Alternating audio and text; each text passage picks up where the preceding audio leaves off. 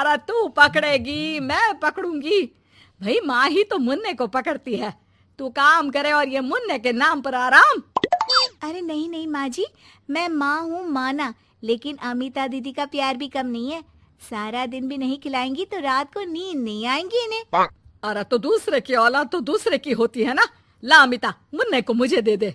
लेकिन जैसे ही मुन्ने को सास गोद में लेना चाहती है, वो उनके पास जाने से इनकार कर देता है। अरे काला जादू कर दिया है इसने, बच्चा किसी के पास आ ही नहीं रहा है भाई। माँ, इसे काला जादू नहीं प्यार कहते हैं, जो दीदी मुन्ने से करती हैं।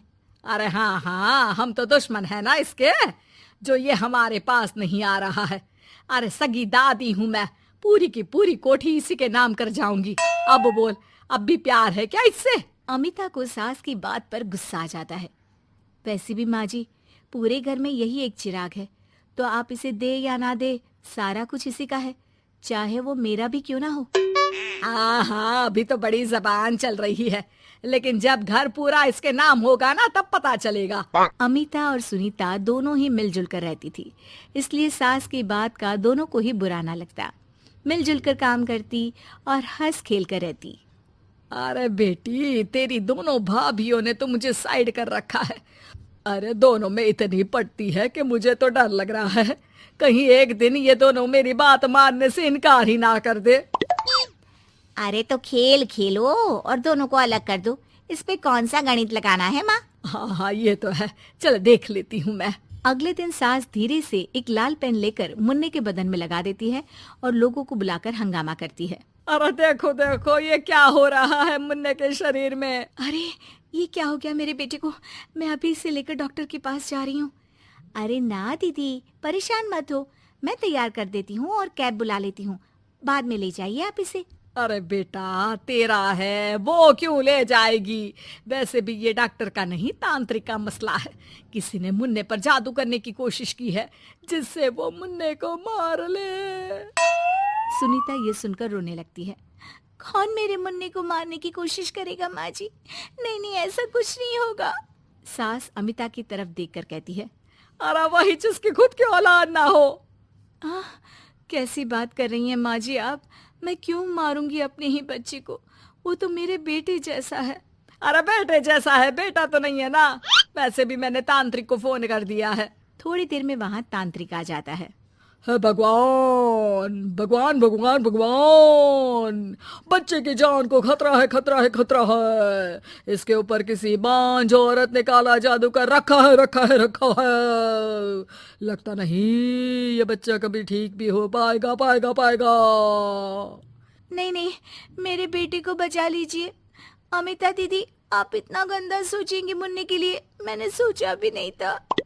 अरे कैसी बात कर रही हो सुनीता, मैंने तो मुन्ने को माँ से बढ़कर प्यार किया, ये सोचो भला मैं ऐसा क्यों करूंगी। लेकिन बेटे के प्यार में पागल सुनीता सास के जाल में फंस जाती है।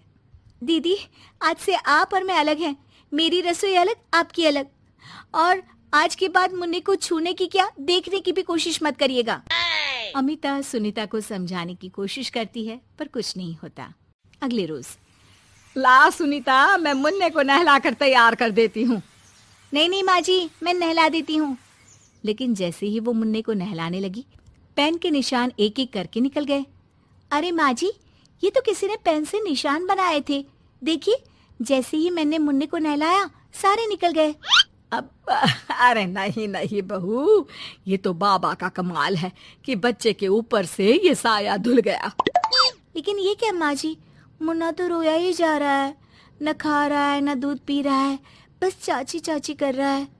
अरे इतनी जल्दी उसका भूत नहीं उतरेगा इसके सर से, मार मार कर खिला। जी माँ जी। लेकिन सुनीता का बेटा, जिसे अमिता से बेहद प्यार था, वो उसके पास जाने की जिद में ना खा रहा था ना पी रहा था। उसकी हालत बिगड़ती ही जा रही थी।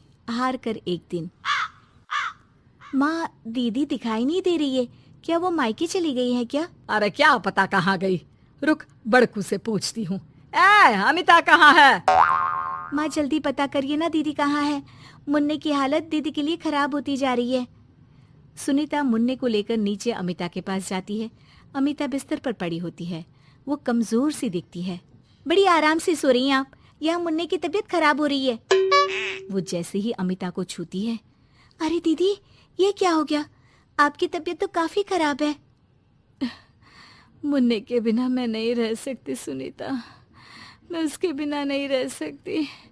मैं कसम खाकर कहती हूँ, मैंने मुन्ने को मारने की ऐसी कोई कोशिश नहीं की। मैं तो खुद मुन्ने के बिना मर जाऊंगी। मुन्ना आप ही का तो है दीदी, मुझे माफ कर दीजिए। ये पकड़िए अपना बेटा,